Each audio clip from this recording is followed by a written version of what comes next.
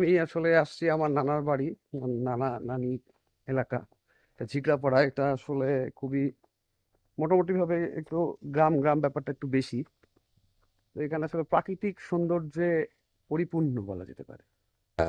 একটা পুকুরের পাশ দিয়ে হেঁটে যেতেই এতটা ভালো লাগায় প্রফুল্লতায় পরিপূর্ণ করে দেয় যে যেটা আসলে ভাষায় প্রকাশ করা যায় না। আর আমি এখন যেই জায়গাটাতে যাচ্ছি এটা হচ্ছে জিকাপাড়া প্রাথমিক বিদ্যালয়। আমার বেসিক্যালি এটা আমার নানুর বাসা এবং আমি ছোটবেলায় এখানে যখন আসতাম এই স্কুলগুলো এতটা পাকা হয়নি, এতটা ওয়েল এস্টাবলিশ ছিল না।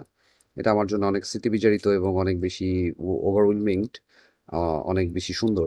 যদিও আমরা দেখতে পাচ্ছি যে আসলে স্কুলটা একপাশে কাঁচা এবং একপাশে পাকা। আর এখন যেই মাঠটা দেখতে পাচ্ছি আমি আসলে এই মাঠে খেলতাম। যখনই নানির বাসায় আসতাম তখন আসলে খেলা হতো এবং আমি মোটামুটি ভালো খেলতাম। এই যে আমরা এখানে দেখতেছি এটা স্কুল। এই স্কুলটাতে যদিও আমি পড়াশোনা করিনি, কিন্তু আমরা আসলে ঘুরে বেড়াতাম ছোটবেলায় যখন আসতাম। এবং এই মাঠটা মোটামুটি ভাবে স্মৃতি বিজড়িত আমার জন্য।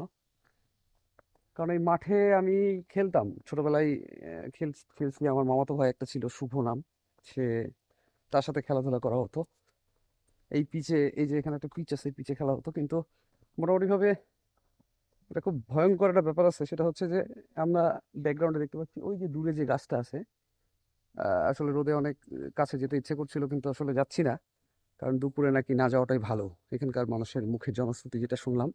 তো ওই গাছে নাকি দুপুর বেলাতে বা রাতে, ওটাকে পাইকুড়ির গাছ বলে, ভয়ে মানুষ নাকি এখানে আসে না। এখনো নাকি এই জনশ্রুতি বা ভয়টা এখনো মানুষের মধ্যে আছে। কেন আছে? ওই পাইকুড়ির গাছে একটা জিন বলি বা অতিপ্রাকৃত শক্তি বলি, সে কি করে, সে তার চুল, বড় চুল ছেড়ে দিয়ে থাকে দুপুরের দিকে। তো এখন যেহেতু দুপুর, আমি এই জন্য আরো ভয় যাচ্ছি না। এই পুকুরটা অনেক ভয়ঙ্কর। এখানে বিভিন্ন রকমের শব্দ পাওয়া যায়। এই যে এখানে একটা নৌকা আছে, এই নৌকা নিয়েও অনেক ঘটনা আছে। তো সেই অতিপ্রাকৃত সেই জিনিসটা থেকে আসলে মুখোমুখি না হওয়ার জন্য আমি আসলে কাছে গেলাম না। কিন্তু জিনিসগুলো অনেক ইন্টারেস্টিং, তাই একটা ভিডিও করে রাখলাম।